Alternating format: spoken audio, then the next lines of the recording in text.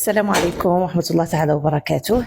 اليوم ضيف جديد، ضيف اللي غادي يحكي لنا قصة مساره العملية. علاش اليوم هذا الضيف معنا؟ لأن أغلبية الناس سواء اللي عندهم مشاريع أو موظفين عندهم واحد الأفكار اللي كتطغى عليهم، واحد الأشياء اللي كتخليهم أنهم ما يزيدوش لقدام ويبقاو منحاصرين في الكومفورت زون تاعهم.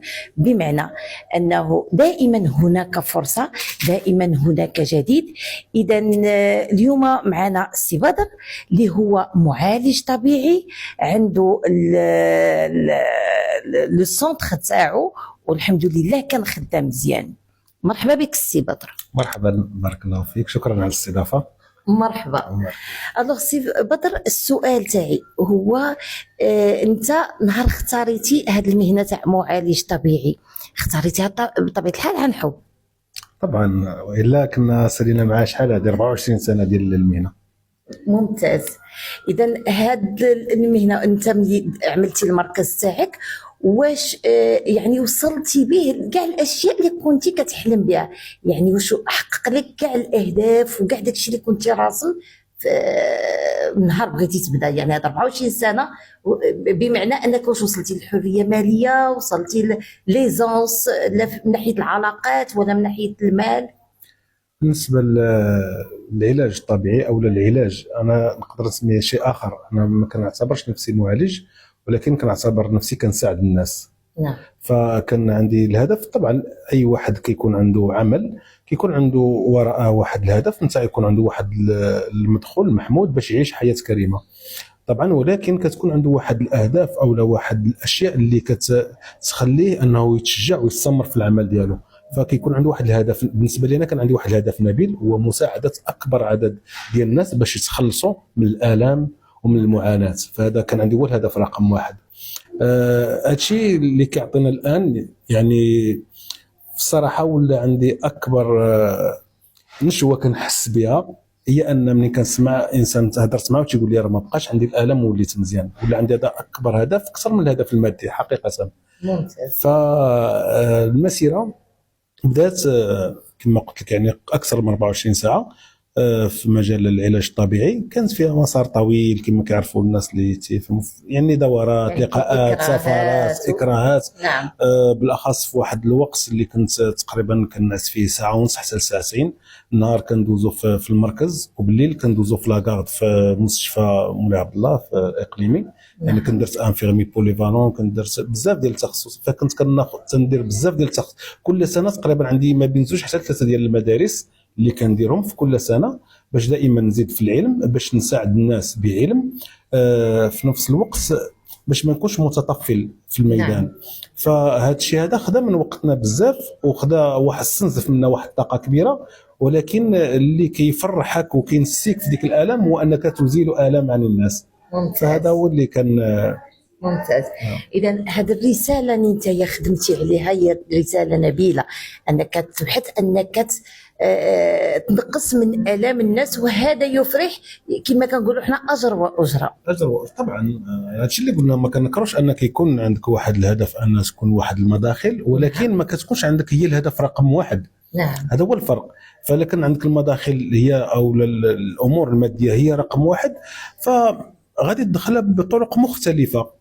كاين بزاف دير العقار، دير بزاف ديال الحويجات، لكن الا كان مع رقم واحد عندك هو الهدف النبيل ومساعده الناس، ذاك الهدف النبيل الله كيجازيك، يولي عندك اجر واجره، وكتولي عندك مداخل اللي انت ما كتكونش كتحلم بها ايضا اصلا. اكيد اكيد. اذا هدايا عرفت بانك مؤخرا التجأتي لطرق اخرى، لانه اكيد لقيتي بان الناس اللي كيتعالجوا عندك يديروا كي كنقولوا حنا كيحسوا بالراحه الجسديه والراحه النفسيه، ولكن سريعا ما ينتكسون. يعني سريعا ما كاين اللي كيدوز واحد شهر، شهرين، 3 شهور، ولكن غادي يعاود يرجع عندك. خليني نقول لك ماشي بهذا المفهوم وخاصه. نعم. ماشي مشكل. اول حاجه انا لم ألجأ اليه، بل هو من لجأ اليه. لا انا اتكلم على الطرق العلاجيه. على الطرق هي اللي لجأت لي. انا نعطيك الطريقه هي اللي كيفاش. بغات. انا هي اللي بغات. لا ما قلبتش على انيسيتي، فانيسيتي هي قلبت عليا. لا تتكلم على الطرق التقليديه اللي انت كنت ديجا الطرق اللي خدمتي بها. الطرق كانت يعني بحال دابا نقدر نعطيك واحد المساله في العياده. ما كنخدموش ان الانسان او المريض يجي يقول لا بغيت هذه الطريقه العلاجيه والطريقه العلاجيه والطريقه مثلا بغيت حجامه وبغيت كذا وكذا. ما كنخدمش بهذه الخدمه بتاتا. يعني انت كتشوف اشنو كنخلي الانسان كيجي ديغنوستيك، نشخص معاه الحاله اولا، وانا اللي كنعطيه الطريقه ديال العلاج. تقبلها كنخدم له بديك طريقه العلاج، ما تقبلهاش نقول له سمح لي ما نقدرش نخدم معك اصلا. علاش؟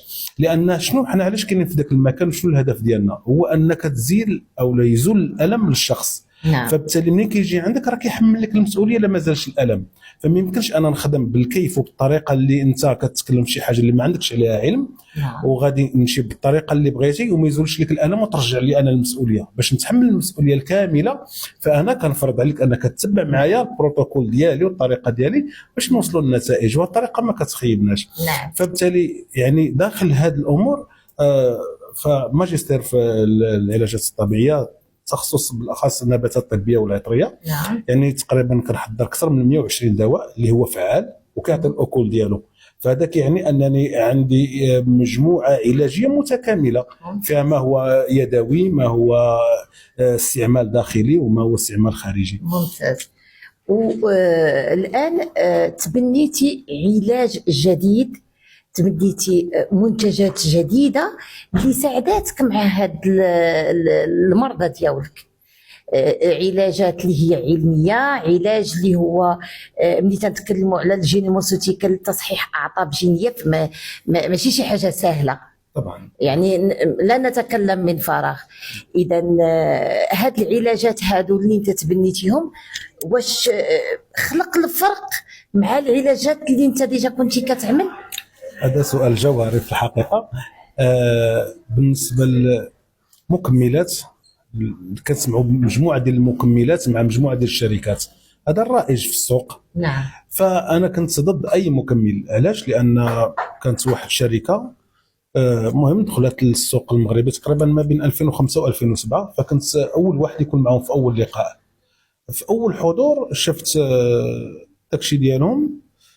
انا الانسان عزيز عليا نجرب الحاجه عاد نعطيها للناس، لما جربتهاش ما يمكنش نعطي للناس شي حاجه انا ما جربتهاش. صح. فجربت لي برودوي ديالهم، خديتهم كتجربه. ملي جربتهم لقيت داك الشيء اللي ذقته وداك الشيء اللي حسيت به انا كنصنع احسن منه.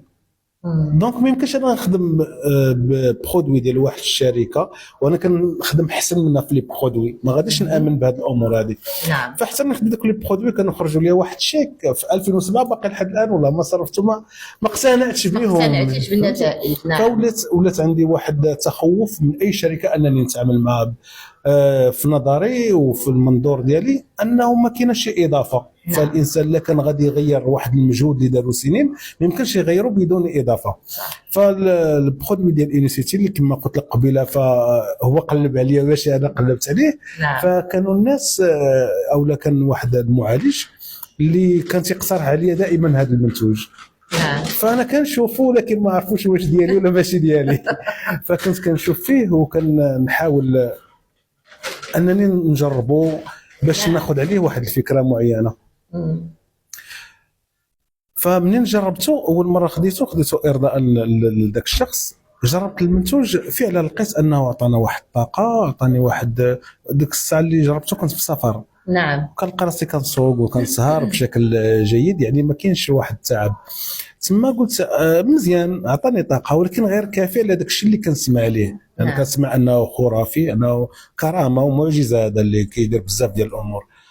فقلت علاش لا نكتشف مادام كاين واحد الاضافه فنكتشف. فجربته، قلت نجرب اول 5 باقات مع الناس المقربين بينهم الام ديالي والعائله ديالي باش يكون عندي واحد الروتور ديال النتائج اللي نتاكد ان هذا البرودوي راه مزيان والا راه ما نحتاجوش اصلا. لان الناس كياخذوا مثلا داك الشيء اللي كنصاوب انا كيعطي نتائج. نعم. وممكن ما ترجعش لهم الاعراض ويتعالجوا نهائيا، ولكن الاشكال اللي كاين انه ممكن ياخذ لهم واحد الوقت باش يوصلوا لواحد النتائج.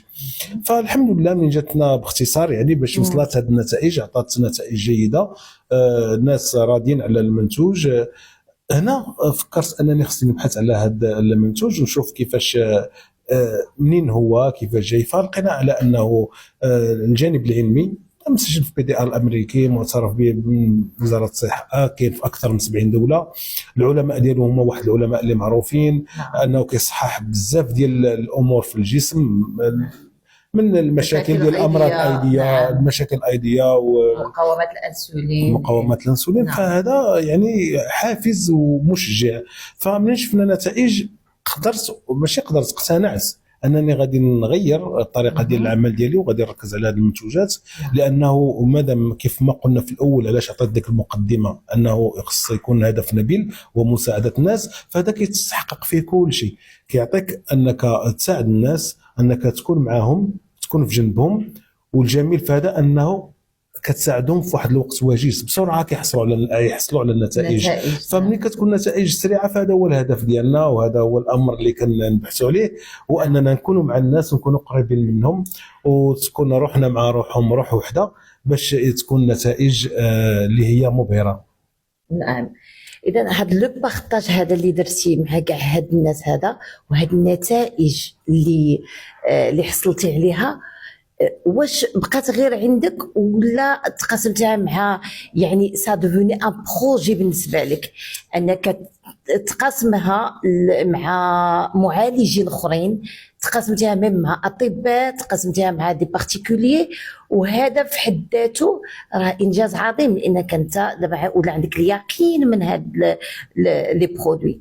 اذا واش هذا التقاسم تاعك مع ناس عده خلق فرق؟ احنا بغينا اليوم ان نحطوا الاصبع تاعنا على واحد النقطه، ان تاع بزاف الاطباء والمعالجين ما تيقتنعوش الا بداك الشيء اللي عندهم.